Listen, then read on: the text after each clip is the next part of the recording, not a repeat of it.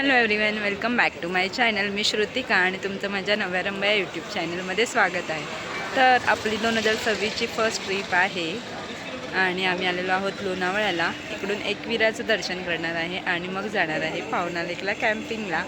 So अशी exciting आमची trip plan आहे. बघूया काय होतं आहे. मागे ऑटोसाठी बार्गेनिंग चालू आहे लोणावळा स्टेशनवरून जायला एकविराच्या मंदिरामध्ये. आणि दुसरी गोष्ट म्हणजे आम्ही आलो दादरवरून ट्रेन पकडून आलो आहे. अराऊंड 9:45ची ट्रेन पकडली आम्ही. 11 पावणे 11पर्यंत 11:45पर्यंत ट्रेन थोडी लेट होती, तर 11:45पर्यंत आम्ही उतरलो आणि आता नाश्ता करून मग जाणार आहे मंदिरामध्ये.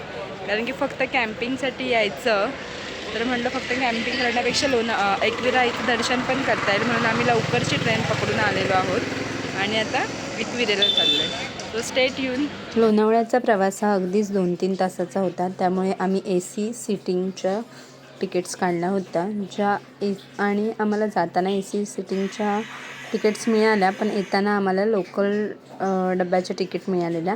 ह्या दोघांचाही म्हणजे येण्या आणि जाण्याचा मिळून आमचा 700 रुपये तिकिटाचा खर्च आला होता पर हेड. लोणावळा स्टेशनवरून एकविराच्या पार्किंगपर्यंतचा ही गाडी आम्हाला 500 रुपयात मिळाली होती. आणि हो, बार्गेन करताना पार्किंगपर्यंतची करायची, कारण की पायथा म्हटलं तर खूप आधी आहे आणि तुम्हाला खूप चढावं लागेल, तर पार्किंगपर्यंत असंच सांगायचं. पार्किंगपर्यंत सांगितलं की प्रॉपर ते पार्किंग म्हणजे अर्धं चढून होतं ऑलमोस्ट, त्याच्यामुळे पार्किंगपर्यंत सांगायचं, पायथा सांगायचा नाही. तर आम्हाला लोणावळा स्टेशनपासून पार्किंगपर्यंतची 500 रुपयामध्ये ही इको मिळाली होती.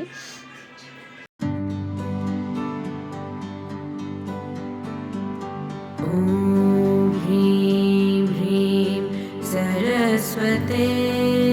ह्या ज्या लेण्या दिसत आहेत त्या एक्झॅक्ट एकविरा आईच्या मंदिराच्या बाजूला आहेत आणि ह्या लेण्यांमध्ये जाण्याचा पर हेड तिकिटाचा खर्च 25 रुपये आहे आणि छोट्या मुलांना म्हणजे 8 वर्षाखालील मुलांना फ्रीमध्ये आहे.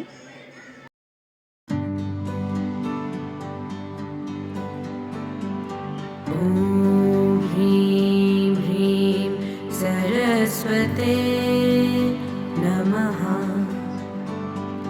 ओम ह्रीं ह्रीं सरस्वते नमः. आम्ही छान विकेंडला म्हणजे शनिवारी गेलो होतो, तरी आम्हाला लकीली गर्दी मिळाली नव्हती. आम्ही 15-20 मिनटातच देवीच्या मंदिराच्या आतमध्ये दर्शनासाठी पोचलो होतो.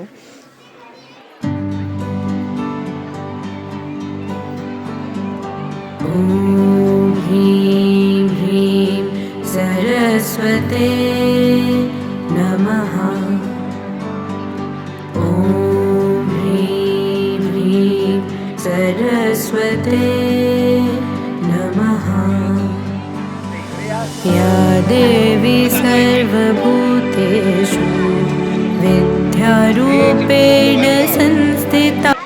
टुवर्ड्स कॅम्पिंग जाताना म्हणजे पावना लेक कॅम्पिंग जाताना ही आम्हाला मध्ये एक खिंड मिळाली होती आणि त्याच्यामध्ये खूप छान फोटो येतात. असं म्हणतात की ह्या खिंडीमध्ये म्हणजे ह्याचं जे खिंडीचं स्ट्रक्चर आहे त्याच्यामध्ये महाराजांच्या फेसचा शेप दिसतो.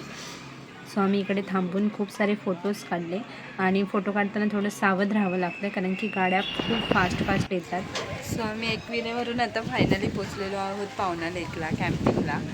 आणि एवढा भारी आमचा व्ह्यू आहे. हे आमचे 4 कपल आहे. आम्ही 4 कपलचे कॉटेजेस आहेत.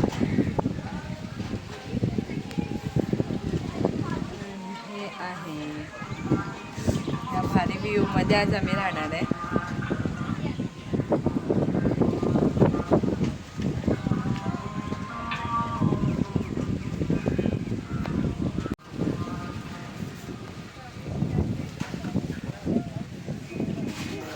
तुम्हाला हे जे टेंट्स दिसत आहेत त्याचे 1500 रुपये आहेत, पण तुम्ही बार्गेनिंग करून 1200-1300 पर्यंत करू शकता. आणि हे जे कॉटेज आम्ही घेतले होते 4, त्याची 2000 पर हेड आहे, पण आम्ही बार्गेनिंग करून ते 1700पर्यंत आणले होते. त्यामध्ये आम्हाला एक प्रॉपर असं कॉटेज मिळालं आणि त्यामध्ये बेड होता प्रॉपर पूर्ण कॉटेज भरून. जो तुम्हाला दाखवते मी थोड्या वेळात. आणि छान फॅन वगैरे होता, चार्जिंगचे पॉईंट्स होते. जर कोणाला थंडी सहन नसेल होत त्यांनी गपचूप हे कॉटेजेस घेतलेले बरं, कारण की टेंटमध्ये खतरनाक थंडी लागते. ज्याला थंडी सहन होत नाही त्याने टेंटमध्ये राहण्याच्या भानगडीत पडू नये. सरळ कॉटेज घ्यायचा आणि छानपैकी बार्गेनिंग करायचं. इकडे पाहुणा लेकला तुम्ही बार्गेनिंग स्किल तुमच्या हवी तेवढी दाखवून तुमचे पैसे सेव्ह करू शकता. तर आम्हाला 1700ला तो कॉटेज पडला होता आणि ते टेंट्स जे आहेत ते 1500ला आहेत आणि तुम्ही बार्गेनिंग करून कमी करू शकता. आणि आमचं मस्तपैकी लॉग इन बोलते आहे, एवढा ऑफिसची सवय झाली आहे. चेक इन झाल्याच्या नंतरला छान आम्ही बीच म्हणजे ह्या लेकच्या साईडला जाऊन खूप सारं एन्जॉय केला होता.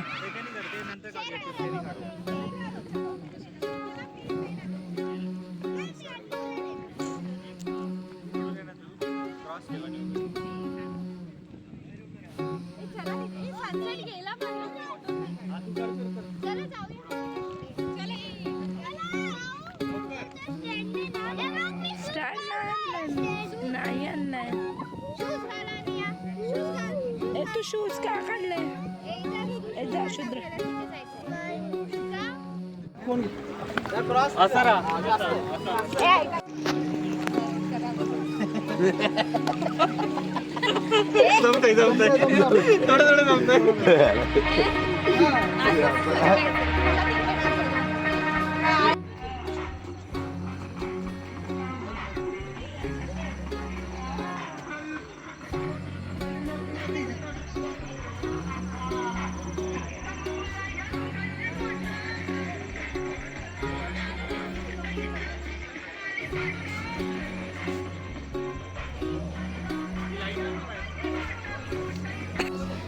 तर इकडे आम्हाला बार्बेक्यू दिला होता, जो की प्रॉपर असं कंटेनरमध्ये पॅक करून 250 ग्राम ईच पर्सनला दिला होता.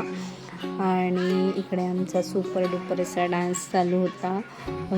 खूप भारी नाचलो. म्हणजे ह्या दिवशी आम्ही असं जगलो की आयुष्यात ह्याच्या पुढे कुठला दिवस नाही आहे. आणि इतकं भारी वाटत होतं ना, की म्हणजे कॅम्पिंग असं होतं ना की आपला पूर्ण रिलॅक्स होऊन जातो. तो एक दिवस आपण पूर्ण विसरून, म्हणजे आयुष्यात ह्याच्या पुढे काही टेन्शन आहेत हेच विसरून आम्ही पूर्णपणे सगळेजण 4ही कपल इतका एन्जॉय केला.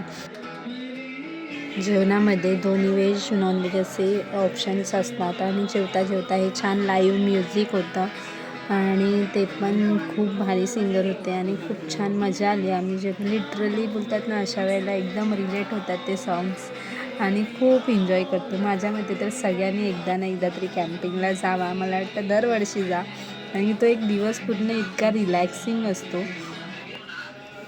आणि नंतर ह्या ब्लॅक टी शर्टवाल्या दादाने माईकचा टेकओव्हर घेतला होता आणि त्याने पण इतकी छान मराठी भन्नाट गाणी गायली होती ना, खूप मजा आली. म्हणजे हा डे आम्ही कधीच विसरणार नाही. इतकी छान म्हणजे ते मेमरीज झाला. आता मी तुम्हाला प्रॉपर त्यांच्याकडून आम्हाला काय काय मिळालेलं त्याचं प्रॉपर लिस्ट सांगते. चेक इन केला आम्हाला त्यांनी नाश्ता दिला होता, ज्यामध्ये मिसळपाव आणि चहा होती. त्यानंतरला 7:30च्या दरम्यान 7:30-8च्या दरम्यान बार्बेक्यू होतं, चिकन बार्बेक्यू. आणि ज्यांना व्हेज पाहिजे त्यांना पनीरचा ऑप्शन होता आणि ते पण छान होतं. आणि त्यानंतरला जेवण होतं. जेवणाच्या नंतरला जेवणामध्ये पण छान स्वीट वगैरे होतं. व्हेज नॉनव्हेज दोन्हीला स्वीट्स होते. आणि जेवणाच्या नंतरला हे लाईव्ह म्युझिक होतं आणि लाईव्ह म्युझिक नंतरला बॉनफायर होता. बॉनफायर नंतरला जाऊन आराम करायचा होता. तर हे कॅम्पिंग खूप आजूबाजूला म्हणजे टच असतात म्हणजे वेगळ्या लोकेशनला, वेगळ्या कॅम्पिंगच्या ऑर्गनायझेशन्सला. तर म्हणजे आम्ही लोकांनी आमच्यापैकी काहींनी, मी तर झोपा काढलेला, पण बाकीचे सगळेजणं गेलेले दुसऱ्या कॅम्पिंगमध्ये पण हे म्युझिक एन्जॉय करायला, कारण की हा सेम पर्सन तिकडे पण गाणी गात होता. तर तिकडे जाऊन पण लोकांनी एन्जॉय केला. आणि इकडे बॉनफायर तो एकदा पेटवून गेला, पण ती नंतर काही जळतच नव्हती. तर आम्ही स्वतःहूनच ह्याच्या मागे खूप कष्ट करत होतो. सगळेजणं काही ना काहीतरी टाकून ती बॉनफायर म्हणजे शेकोटी चालू ठेवण्याचा प्रयत्न करत होते आणि त्यात पण खूप मजा येत होती. सगळेजणं काही ना काहीतरी टाकत होते त्यात. तर असा होता आमचा कॅम्पिंगचा एक्सपिरियन्स जो आम्ही खूप मस्त एन्जॉय केला होता. आणि नक्की तुम्ही पण एकदा तरी कॅम्पिंगला जा. खूप भारी एक्सपिरियन्स असतो. आपल्याला असं वाटतं की काय एक दिवसासाठी ते पण कॅम्पिंगला इतके पैसे घालवायचे, पण प्रत्येक गोष्टीचा वेगळा वेगळा एक्सपिरियन्स असतो. जसं की आपल्याला असं प्लेनमध्ये बसायचा एक वेगळा एक्सपिरियन्स आहे, ट्रेनचा एक वेगळा एक्सपिरियन्स आहे, तसं कॅम्पिंग आणि अदर पिकनिकचे वेगळे वेगळे एक्सपिरियन्स आहेत. थँक्यू फॉर वॉचिंग आणि चॅनलला नक्की सबस्क्राईब करा.